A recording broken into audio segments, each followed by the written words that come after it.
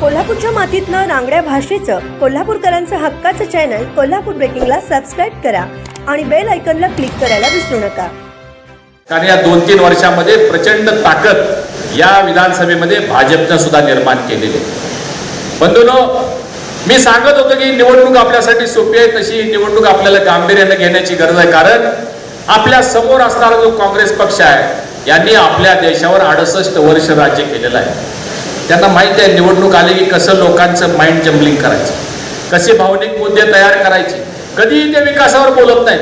तिकडे राहुल गांधी असू देत, नाहीतर इथले पालकमंत्री, माजी पालकमंत्री असू देत, ते विकासावर कधी बोलत नाहीत. निवडणूक आली की एखादा मुद्दा असा घ्यायचा जसा आता गेले 2-3 दिवस पेपरला चालू आहे. नेहमी एक परसेप्शन क्रिएट करण्याचा प्रयत्न करतात, नेहमी अजेंडा सेट करण्याचा प्रयत्न करतात. मागच्या वेळी त्यांनी ठरवलं आमचं ठरलंय, पुन्हा म्हणतात लोकांचं ठरलंय, मग म्हणणार कोल्हापूरचा अवमान झाला, मग म्हणणार महिलांचा अवमान झाला, पुन्हा म्हणणार गादीचा अवमान झाला. कुणाचं काय ठरलेलं नसतं, हे जे एकट्याच ठरलेलं असतं.